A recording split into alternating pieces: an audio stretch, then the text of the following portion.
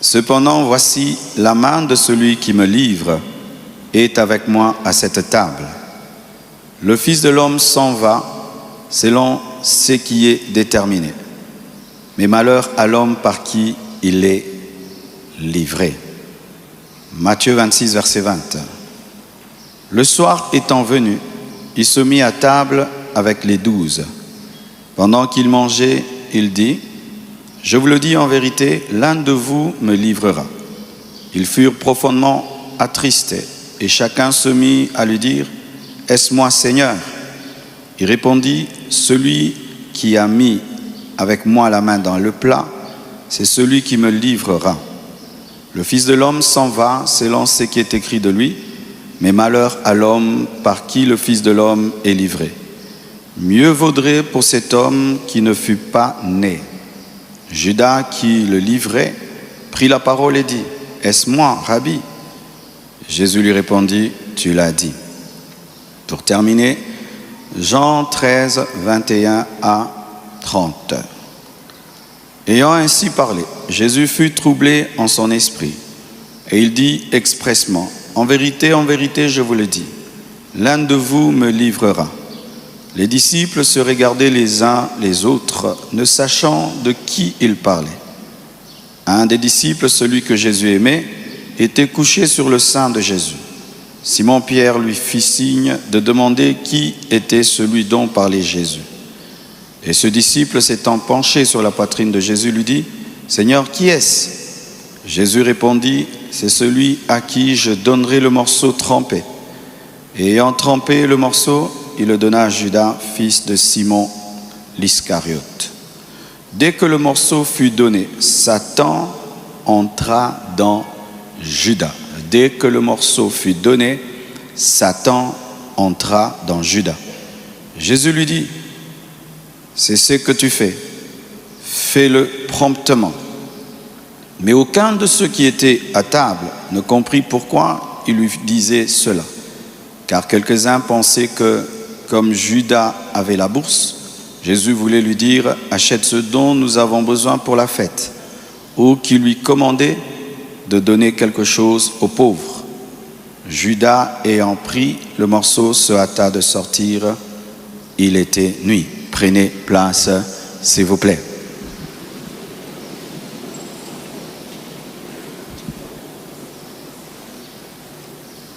Ce message nous parle de Judas dans la Sainte Seine. De Judas dans la Sainte Seine. La Sainte Seine qui est un saint repas, et ailleurs on l'appelle communion, un repas de communion, d'unité. Il n'y a pas de Sainte Seine sans unité, il n'y a pas de Sainte Seine sans communion. Une église divisée ne peut pas célébrer la Sainte Seine parce que la Sainte Seine s'appelle aussi communion. Je vais aller directement droit au but pour ne pas déborder et partager avec vous 7 ou 8 choses que nous enseignent ces 3 passages sur Judas dans la Sainte Seine. C'est un passage vraiment complexe et tous les théologiens autour de ce passage sont souvent divisés parce qu'il y a tellement de doctrines qui entrent en jeu et nous en parlerons un tout petit peu. Premièrement, nous voyons que là où il y avait le sacré, car la Sainte Seine est sacrée, il y avait aussi un homme qui était rempli de trahison, rempli de cupidité et ayant un mauvais projet. Cet homme était physiquement près de Jésus, mais spirituellement loin de Jésus. Cet homme mangeait à la même table de Jésus physiquement, mais ses pensées étaient ailleurs. C'était un repas de sainteté, de pureté, d'amour, mais il y avait la trahison autour de ce repas. Ce qui a même attristé les disciples, c'est que lorsque Jésus établit ce repas, qui est le repas le plus élevé dans le christianisme, il y ajoute un message de trahison. Oui, mes frères, lorsque la Sainte Seine a été établie, elle a été aussi établie avec un enseignement sur la trahison, le même jour. Le même jour où Jésus dit que le pain est le symbole de son corps et le vin est le symbole de son sang, il dit aussi que quelqu'un avec qui il a été depuis 3 ans pouvait le trahir et le vendre. Cela nous enseigne ceci: qu'on peut être proche des choses de Dieu physiquement tout en étant loin d'elles spirituellement. On peut venir dans un culte physiquement tout en ayant un autre culte intérieurement. On peut être proche mais perdu.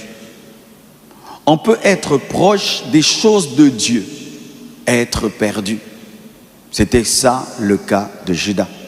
Et Judas n'a pas commencé sa trahison là. Depuis toujours, il volait dans la caisse de Jésus.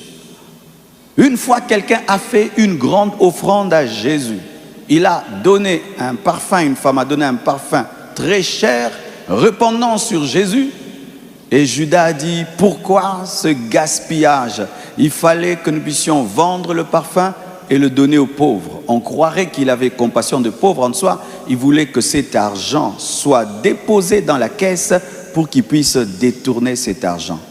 Depuis toujours, Judas était dans le vol.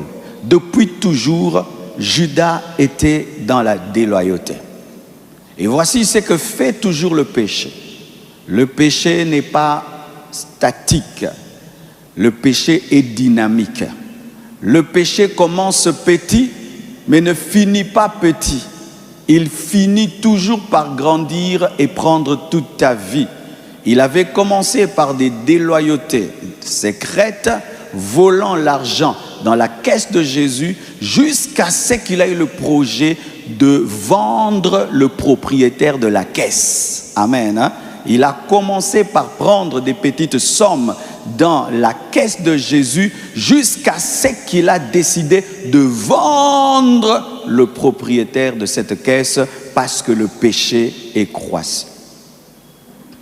Lorsque tu commences à te livrer au péché, ne pense pas que tu es maître du péché. Lorsque tu commences à te livrer au mal et tu dis non, j'ai la maîtrise, le contrôle, je vais pécher jusqu'à ce niveau-ci et puis je vais m'arrêter, tu te trompes. Une fois que tu commences à te livrer au mal, c'est le mal qui devient ton maître et le mal ne fait que grandir.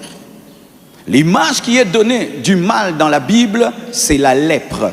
La lèpre est une maladie qui commence petit, mais qui finit par prendre tout le corps, jusqu'à ce que tu sois amputé d'un membre. Il en est de même avec le péché.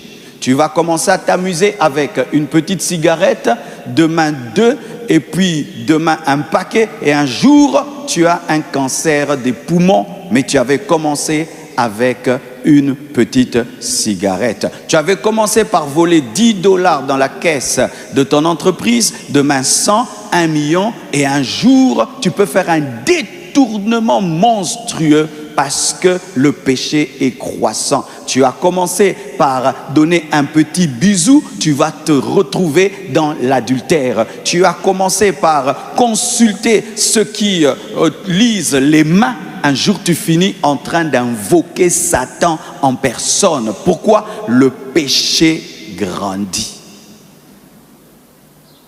Et Judas vient à la Sainte Seine, manger le pain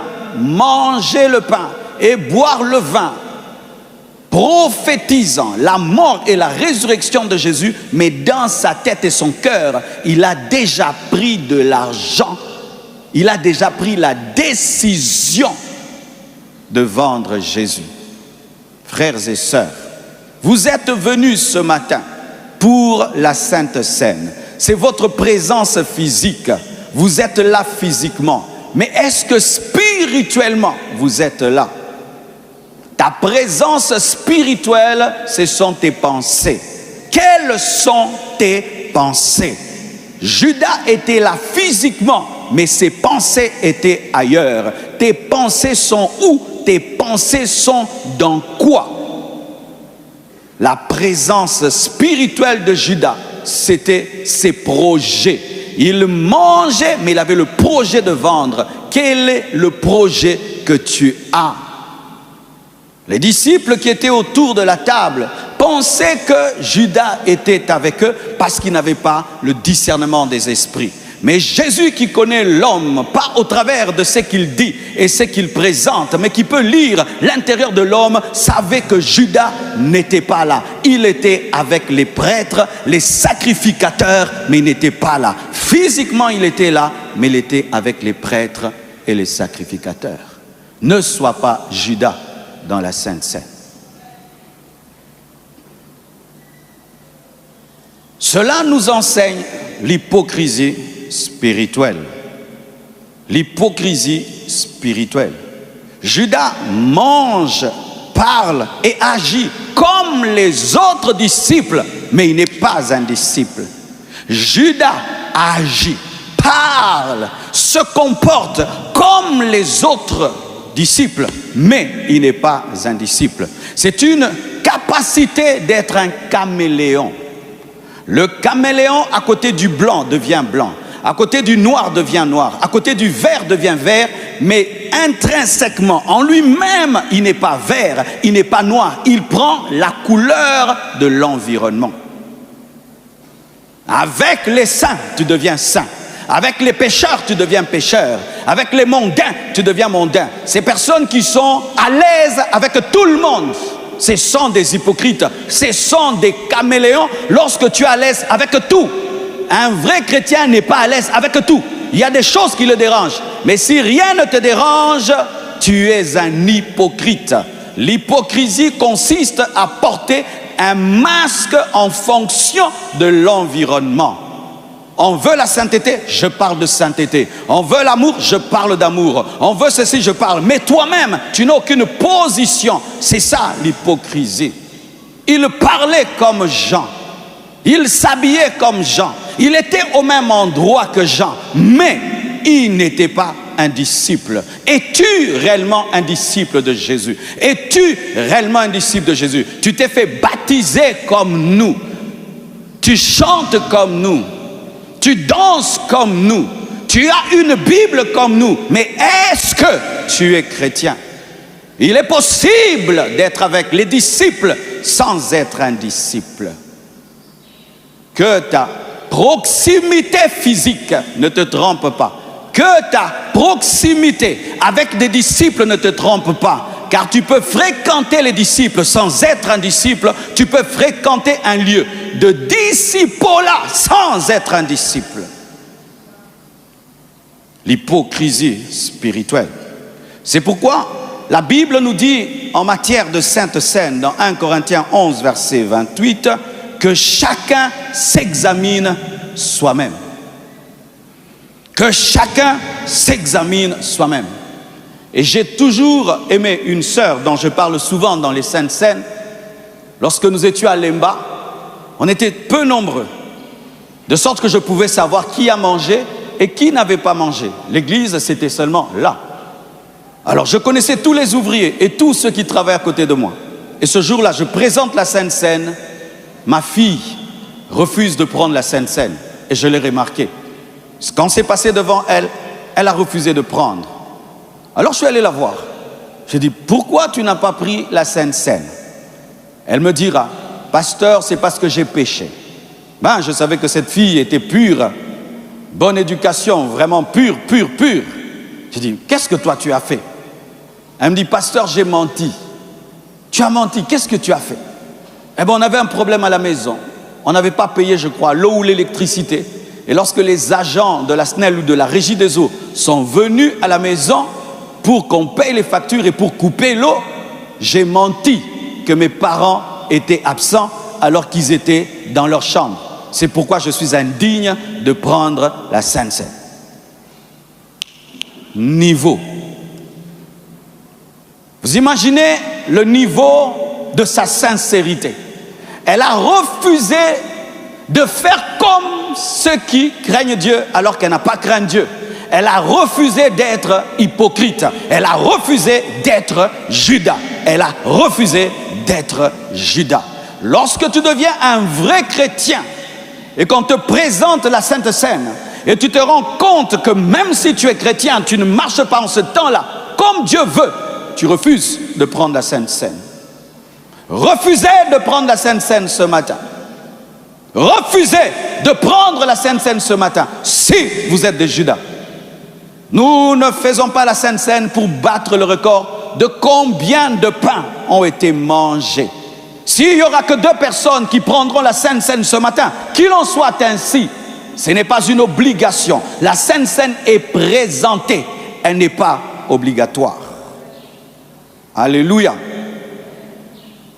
Cela nous enseigne encore ceci, ce passage. C'est que Dieu n'a pas peur de la trahison de Judas parce qu'il a déjà planifié. Alléluia. Jésus dit, le Fils de l'homme part comme cela était dit à son sujet, mais malheur à l'homme par qui cela arrivera. Vaut mieux pour lui qu'il ne soit pas né. Jésus n'était pas surpris par la trahison de Judas. D'ailleurs, il l'avait exploité, utilisé, car il est impossible d'être crucifié sans être trahi. Pour dire ceci, mon frère, ce passage nous enseigne ceci, que la trahison n'arrête jamais le plan de Dieu. Je répète, la trahison n'arrête jamais le plan de Dieu, mais Dieu s'en sert pour atteindre son but. Alléluia. Mais Dieu s'en sert pour atteindre son but. Jésus avait besoin de Judas pour recevoir le nom qui est élevé au-dessus de tout autre nom. Et dans ta destinée, tu as besoin de trahison pour être élevé, pour être plus grand, car des fois, c'est par les choses mauvaises que Dieu fait les bonnes choses. Oh, donne-moi l'amen. Le Dieu que nous servons n'est pas surpris par le présent parce qu'il l'explore avant de le manifester. Ainsi, en explorant le futur de Jésus, Dieu avait déjà vu Judas et on a écrit sur Judas et on a prophétisé sur Judas que l'un de ceux qui mangent avec lui lèvera le talon contre lui afin de dire que la trahison de Judas a été prévue mais n'était pas obligatoire. Je vais l'expliquer quelque part. Et c'est là que ça embrouille un peu l'esprit. Mais sachez d'abord ceci, que la méchanceté des hommes n'arrête pas le plan de Dieu. La méchanceté des hommes n'arrête pas le plan de Dieu. Ça arrête le plan de Dieu quand tu es méchant. Mais si tu vis dans la sainteté, tu vis dans la pureté, la méchanceté des hommes n'arrêtera jamais le plan de Dieu. Lisez dans la Bible, toute méchanceté contre un saint est toujours tournée à l'avantage du saint. Les frères de Joseph étaient méchants avec Joseph, cela lui a permis de devenir ministre. S'ils n'étaient pas méchants, il serait l'enfant aimé par Jacob. Mais la méchanceté a permis au plan de s'accomplir. Demeure dans la sainteté malgré la méchanceté. Demeure dans la pureté malgré la méchanceté. Demeure dans la consécration malgré la méchanceté et Judas sera désactivé, il sera utilisé, il sera sous contrôle. Judas est un ennemi sous contrôle. Alléluia. Jésus le maîtrisait totalement. Lorsqu'il volait dans la caisse, Jésus savait. Lorsqu'il faisait des réunions avec ses ennemis, Jésus savait. Et le jour où il a décidé de le tuer, Jésus savait. Lorsqu'il partait, Jésus savait. Lorsqu'il lui a donné un baiser de Judas, Jésus savait que c'était un baiser de trahison. Jésus savait. L'ennemi que tu maîtrises n'est plus un ennemi, c'est un instrument. Je répète, l'ennemi que tu maîtrises n'est plus un ennemi, c'est un instrument de gloire. Un instrument de gloire. Un instrument de gloire. Un Judas que tu maîtrises est un instrument de gloire. C'est pourquoi un leader doit connaître les rebelles potentiels. Quand tu es un leader, tu dois connaître les rebelles potentiels. Un vrai leader peut savoir, celui-ci peut être rebelle, celui-là va être rebelle, celui-là va être rebelle. Et lorsque quelqu'un se rebelle, tu t'étais déjà préparé. Alléluia. Toutes les rébellions que j'ai eues dans le ministère, je le savais, je le sentais, que ce fils-là peut le faire, ce fils-là ne peut pas le faire. Oui, ce fils-là peut le faire. Et quand c'est arrivé, je le savais, je le savais. Et lorsque tu sens en toi que tu as un esprit de rébellion, et tu as un leader spirituel, sache qu'il le sait aussi. Mais il ne te le dit pas, il le sait. Jésus savait depuis toujours, il n'avait pas dit, mais il le savait. Et un leader peut savoir que tu es rebelle, mais il ne te dit pas qu'il sait, mais il sait que tu es rebelle. Alléluia. Chaque fois que tu sens en toi que tu as de la rébellion, je sais que tu as ça, je sais. Même si je ne te dis pas, je sais. Parce que parmi les dons que Dieu donne à un leader, c'est les détecteurs des rebelles. Oui. Tu ne peux pas être le disciple de Jésus qui détecte Judas sans avoir le détecteur de Judas. C'est impossible. C'est pourquoi tous les rebelles qui se cachent face à un leader rempli de l'esprit, tu te caches pour rien. Il te détecte, il sait, il sait. Il peut même savoir, même par ta manière de regarder, par ta manière de t'asseoir, par ta manière. Il y a des choses là que tu ne sais pas, mais moi je peux savoir. Parce que j'ai connu des gens, ils commencent comme ça, ils finissent comme ça. Donc tu es comme dans mon répertoire. Alléluia. Quelqu'un qui tu parles, il te regardait avant. Maintenant, quand tu parles, il ne te regarde pas. Et il y a quelque chose. Quand quelqu'un te prive son regard, sache qu'il te prive son cœur. Mais j'aimerais vous répéter ceci. Quel que soit le combat que vous aurez dans votre vie, demeurez dans la sainteté, ça ne vous fera rien. Quelles que soient les luttes que vous aurez dans votre vie, vous demeurez dans la sainteté. Amen. Ne pêche pas parce qu'on te hait, mais approfondis-toi dans la sainteté afin que la haine devienne un instrument. Alléluia. Alléluia. Et Judas mourra pendu, Jésus va mourir crucifié. Mais ce n'est pas le pendu qui reçoit un grand nom, c'est le crucifié qui reçoit un grand nom. Oh, donne-moi l'amen. Judas finit suicidé, mais Jésus finit crucifié. Lorsque tu te tues, tu vas en enfer. Mais lorsqu'on te tue, tu vas au ciel. Ah, donne-moi l'amen. Je déclare que toute chose concourt au bien de ceux qui aiment Dieu. Je déclare que toute chose concourt au bien de ceux qui aiment Dieu. Donne-moi l'amen. Encore ceci, ça nous enseigne encore ceci, qu'il ne faut pas humilier publiquement Judas. Il faut l'aimer. Jésus a toujours su que Judas était un voleur, que Judas était un traître. Parce que même quand il a choisi, il dit, celui-ci me vendra. Donc quand il le choisissait, il savait, lui me vendra. Mais il n'a jamais dit, pendant 3 ans, jamais dit. Mais vers la fin, il le dit pas à tout le monde. Il dit, parmi vous, il y a quelqu'un. Il ne le dit pas. Il parle en parabole. Les disciples s'attristent, il ne dit pas. Et Judas vient lui poser la question, est-ce que ce sera moi? Et Jésus lui dit, oui, ce sera toi. Parce qu'il n'a pas menti. Mais je ne pense pas qu'il a crié ça. Je pense qu'il a révélé à Judas secrètement que c'est toi. Pourquoi je dis ça? Parce que lorsque même Jésus dit à Judas, va faire ce que tu dois faire, fais-le promptement, les apôtres ont cru que Jésus l'envoyait au marché. Donc ils ne savaient pas vraiment parce que Jésus ne l'avait pas ridiculisé. Alléluia. C'est pourquoi je suis contre les paroles de connaissance qui ridiculisent les gens. Amen. Hein? Jésus pouvait ridiculiser Judas, il ne l'a pas fait. Alléluia.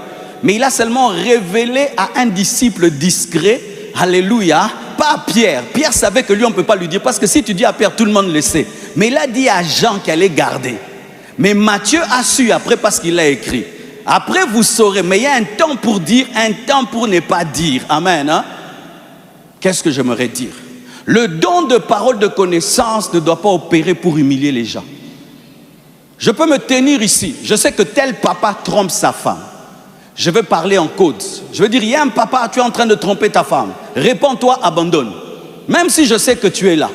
Et toi-même, tu dis, oh, Dieu m'a vu, et tu te répands.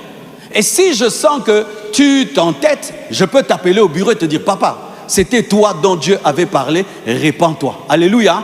Mais Dieu ne nous donne pas les dons pour humilier les Judas. Amen. Hein? Mais pour sauver les Judas. Parce que même dans ce que Jésus avait dit à Judas, Jésus voulait sauver Judas.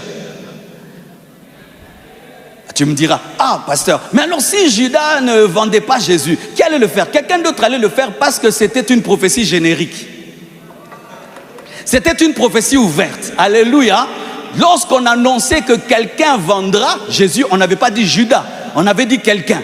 Alors il pouvait sortir de quelqu'un et laisser quelqu'un à quelqu'un d'autre.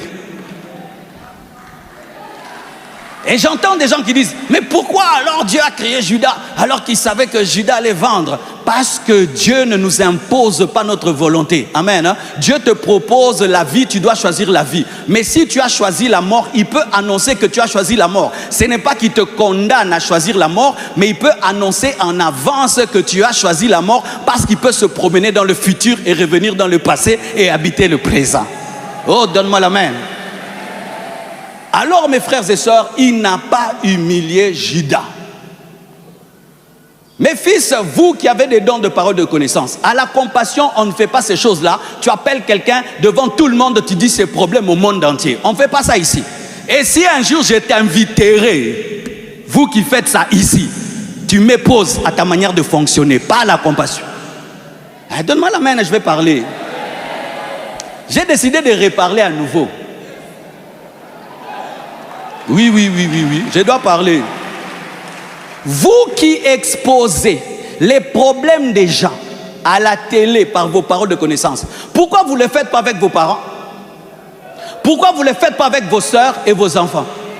Pourquoi vous ne le faites pas avec vos amis intimes? Vous le faites à des gens que vous ne respectez pas, que vous n'honorez pas. Vous utilisez les gens pour prouver que vous connaissez. Alors que le don n'opère pas pour prouver qu'on sait, le don opère pour aimer et pour changer les gens. Je viens à l'église, incognito, j'ai des problèmes chez nous. Toi, tu révèles dans toute cette église que j'ai laissé quelqu'un là-bas qui a un problème honteux. Oh, ta soeur telle a le sida. Et tu dis au monde entier que telle a sa soeur qui a le sida.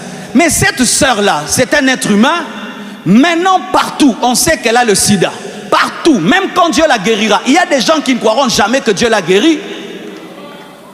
La prophétie, la parole de connaissance, c'est pour édifier. Ce n'est pas pour qu'on acclame le prophète, qu'on célèbre le prophète et qu'on dise que tu es terrible.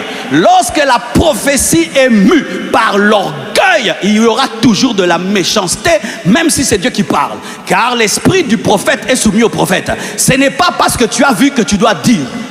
Il y a des choses que tu vois, tu diras, mais en secret. Va dire à Jean. Jean, le bureau. Appelle la personne, va lui dire.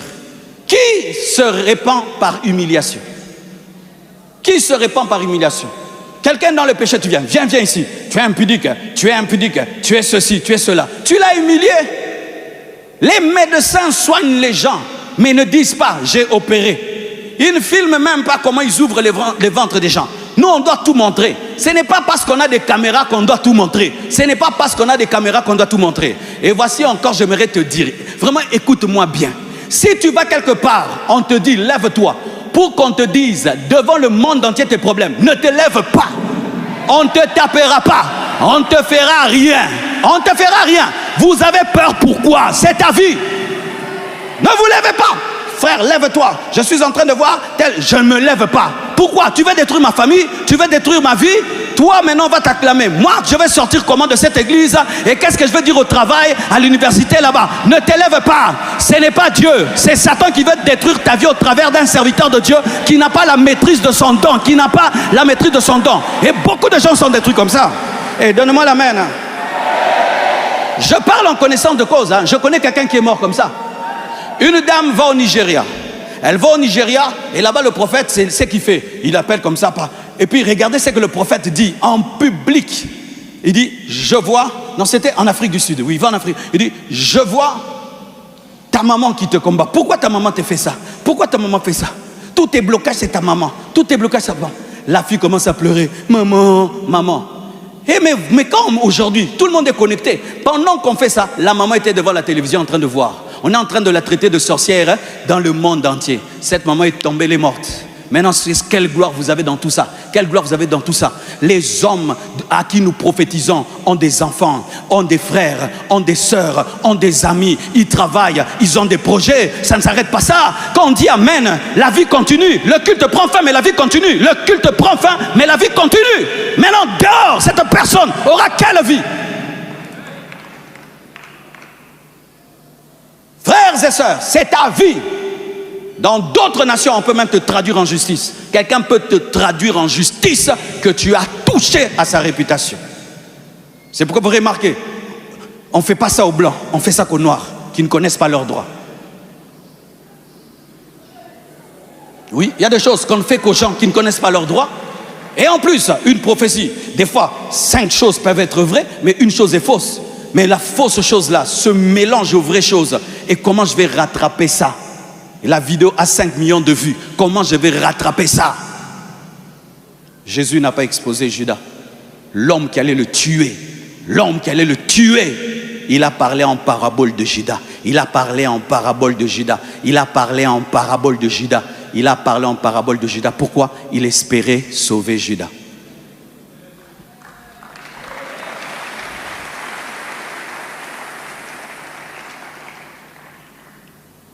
J'aimerais terminer.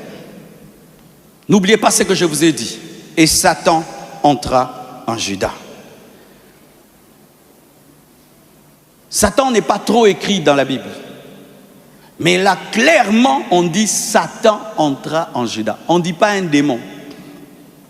On ne dit pas un esprit impur. Le diable lui-même était à la Sainte Seine. Si Satan peut entrer en Judas lors de la Sainte Seine, donc il était là. Mais la présence de Jésus ne l'a pas brûlé. Vous qui dites, s'il y a la présence de Dieu, il n'y a pas de démons à côté. Ah bon, Satan était là aussi. Satan était même allé dans la présence de Dieu pour parler de Job, il n'était pas brûlé. Dieu brûle Satan quand il veut. Des fois, il ne le brûle pas. C'est ça la vérité.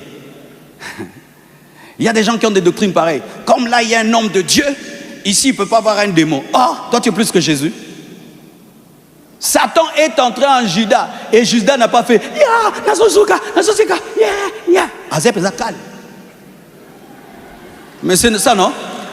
Quand Satan est entré en Judas et directement Judas commence à vomir, il a vomi? Non. Alléluia. Parce que d'autres disent, si j'avais les démons avec les hommes de Dieu qui sont là, ça allait se manifester. Non, ça peut aussi ne pas se manifester, mais tu as les démons. Pourquoi Satan est entré en Judas lorsqu'on lui a donné le pain comme la sorcellerie? C'est quand on donne le pain que les sorciers souvent deviennent des sorciers, non? On te donne le ngouba, tu t'envoles. On donne à Judas la Sainte Seine, il devient sorcier. Donc un repas sacré, si tu le prends dans le péché, ça peut être à l'envers. Je répète, un repas sacré, si tu le prends indignement, au lieu que ça te bénisse, ça va te maudire. Au lieu que ça te délivre, ça va ouvrir des portes aux démons. Au lieu que ça ouvre les portes, ça va fermer les portes. C'est pourquoi la Bible dit que c'est pourquoi quelques-uns au milieu de vous sont malades, infirmes, et d'autres sont morts dans l'église de Corinthe où il y avait beaucoup de dons spirituels. Donne-moi la main. Le processus de l'entrée de Satan en Judas a commencé depuis longtemps. Ça a commencé depuis la cupidité. Quand il était cupide là et qu'il volait de l'argent dans la caisse, Satan voulait entrer en lui. Mais Dieu ne permettait pas encore. Il était encore dans un niveau de péché, mais pas encore très très élevé. Parce que Satan a besoin de grandes portes pour entrer. Et plus il croissait dans sa déloyauté, plus il croissait dans son hypocrisie, Satan s'approchait et s'approchait. Et lorsque il a participé au repas le plus saint au monde, et malgré qu'il a participé à un tel repas, il a refusé de se repentir, alors Satan est entré. Le pain que Jésus a proposé à Judas, c'était pour qu'il ne le mange pas. Quand Jésus a donné le pain à Judas, ce n'était pas pour qu'il le mange, c'était pour qu'il le refuse. C'était un test de son hypocrisie. C'était pour lui dire, refuse et dis la vérité parce que je connais déjà la vérité. C'était ça en vrai. Jésus, donnant le pain à Judas, ne voulait pas qu'il prenne. Il voulait dire qu'il dise, je ne suis pas digne de prendre ce pain parce que dans mon cœur, j'ai décidé de te trahir et Jésus allait l'aider, Jésus allait le sauver. Mais comme malgré qu'il avait le mauvais projet, il a quand même pris le pain comme s'il était uni à Jésus. Ce niveau d'hypocrisie a ouvert la porte à Satan. Vous comprenez ça? C'est-à-dire que son hypocrisie a atteint le niveau de non-retour et d'endurcissement. Ce sont ces gens qui mentent vraiment. Ils pleurent, ils se jettent par terre. Yo pensa au combien de niveau. Vous voyez, il y a des menteurs, quand ils mentent, tu sens, ils se grattent. Tu sens vraiment qu'ils mentent. Hein? Même son corps révèle qu'il ment. Mais il y a d'autres, ils te regardent vraiment. Des niveaux de mensonges très élevés. Très élevés. Et là même, j'aimerais faire une parenthèse. Il y a maintenant au milieu de vous un groupe d'escrocs qui m'escroquent ces derniers temps. Moi et papa Israël, nous venons de démanteler votre réseau. Il y a des gens maintenant qui m'appellent, pasteur, pasteur, pasteur, aide-moi. Tu l'aides, tu envoies un PSA. Il dit à l'autre, il m'a donné, l'autre demande. Il crée des faux dossiers. Voici quelque chose. Ne donnez plus jamais à quelqu'un que vous ne connaissez pas par un PSA. Peut-être c'est un garçon, il se fait passer par une fille. Ils font des WhatsApp faux. Ils font tout un réseau. Et ils m'ont bouffé. Hein? Tu donnes $100 ici, $100. Mais après tu te rends compte que tu as donné $1000. Et puis je dis, oh. L'Esprit de Dieu me dit, ce sont les mêmes personnes. Il y a un truc. Je dis, ok, quiconque me demande maintenant, je donne la passe à Papa Israël. Papa Israël commence à appeler comme ça. Ah. Certains ne sont pas de l'église, d'autres. Si tu as besoin d'argent, demande seulement, ne mens pas. Ne crée pas des choses, oh tu es malade, on va te tuer, demain tu dois quitter la maison, si on ne paye pas, on te chasse dehors, d'autres des photos même des maladies, d'un malade qui n'est pas votre malade, d'autres des deuils qui ne sont pas vos deuils, d'autres m'envoient des deuils qui ne sont pas leurs deuils. De Judas, il ne voit pas l'homme de Dieu, lui voit que l'argent. Si tu commences à voir dans l'homme de Dieu que l'argent, tu es un Judas. Judas ne voyait pas l'onction de Jésus, lui voyait que l'argent de Jésus. C'est un Judas. Lorsque dans un homme de Dieu, toi tu ne vois plus que l'argent, tu es un Judas. Toi tu ne vois que l'argent. Comment tu vas nous escroquer pour la construction? Comment tu vas nous vendre des fausses lampes? Comment tu vas nous vendre une fausse peinture? Comment tu vas nous vendre une fausse moquette? Comment tu vas nous vendre... Oui, il y a des gens, ils cherchent comment il va nous escroquer dans cette construction. Il est là, calme, il attend. Judas. Non, il y a Saint-Sénat. Que Dieu te libère, que Dieu te libère, que Dieu te libère, que Dieu te libère. Oh, donne-moi la main, hein. Judas, ma soeur, il peut venir à l'église, c'est un païen. Il va aussi au baptême, on les baptise. Il tombe aussi. Mais il y a le kouta, akabo kaka. Il va entrer aux affermissements. Il viendra mercredi, il viendra à la veillée, jusqu'à ce que tu mettes l'alliance. Le jour seulement que tu vas dire oui ici, il te prend. Tu vas à l'église, tu vas où? Reste ici. Frère, on va à l'église. À l'église, faire quoi? Reste ici. Je vais t'accuser chez le pasteur. Accuse-moi, il va me faire quoi? Mon frère, tu es devenu comme ça. On t'avait dit j'étais frère. On vous a toujours enseigné le discernement des esprits. Toi, tu n'as pas discerné. Que Dieu t'ouvre les yeux sur Judas. Que Dieu t'ouvre les yeux sur Judas. Que Dieu t'ouvre les yeux sur Judas. Lorsque tu as le discernement de Judas, c'est toi qui utilises Judas. Judas ne t'utilise plus. C'est toi qui l'utilises. C'est toi qui l'utilises. C'est toi qui l'utilises. Et je bénis Dieu pour ces personnes qui m'ont escroqué des $10, de $20. Ça m'a préparé à ne pas être escroqué à des beaucoup. Gloire à Dieu. Mais quoi, Papa Israël, bon, il lingoté. Mais c'est terrible. Comment tu peux mentir à ton propre pasteur? Et vous faites tout un réseau, ta famille, vous tous. Demande ceci. Tu l'appelles, c'est sa maman qui répond, sa grande sœur qui répond. Frères et sœurs, ne donnez plus à quelqu'un des choses sans le connaître. Fixez rendez-vous, je veux te voir. Pose des questions. Oh non, je suis au département d'évangélisation. Qui est votre président? Il ne connaît pas le président. Le pasteur a prêché quoi dimanche? J'étais là, il a prêché quoi? C'est quand même ma casse. Donne-moi la main. Satan est entré en Judas parce que Judas était tellement pourri qu'il devait entrer. Mon frère, ma soeur, la possession démoniaque a lieu quand? Lorsque tu persistes dans le mal. Dieu te prévient, ne fais pas, tu fais. Ne fais pas, tu fais. Arrête-toi, tu fais. Parce que Dieu qui voit dans le monde spirituel peut voir les deux mondes. Il peut voir le monde physique, il peut voir le monde spirituel. Il peut voir qu'il y a un esprit qui tous les jours s'approche pour entrer en toi. Il te dit arrête-toi, toi tu t'entêtes. Mais lui il voit qu'un esprit est en train de venir. Arrête-toi, tu continues. Il voit qu'un esprit est en train, arrête-toi, tu continues.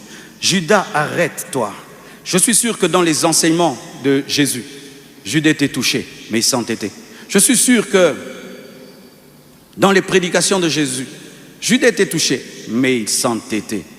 Jusqu'à ce qu'à la Sainte Seine, Jésus a vu que Satan était là et voulait entrer. Il a donné à Judas la dernière occasion de se repentir. Il lui donne le pain. Et malgré qu'il avait le projet de tuer, de vendre, il a mangé. Automatiquement, Satan devait entrer parce qu'il avait atteint le summum de la déloyauté. Et lorsqu'il entre, il lui dit, ce que tu dois faire, fais-le. C'est dire quoi? Il avait atteint un niveau de non-retour. Jésus savait que là, il ne pouvait plus arrêter Judas. Pourquoi? Parce que même si Dieu est tout-puissant, Dieu respecte notre souveraineté. Si comme tu es là, tu décides de devenir un païen, Dieu ne peut rien faire. Si comme tu es là, tu décides de ne plus servir Dieu, Dieu ne peut rien faire. Si comme tu es là, tu décides de devenir un rebelle, Dieu ne peut rien faire. Je termine en vous disant ceci.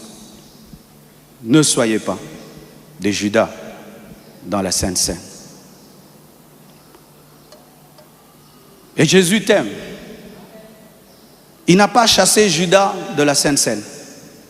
Il n'a pas dit, Jean, que tout le monde entre, sauf Judas.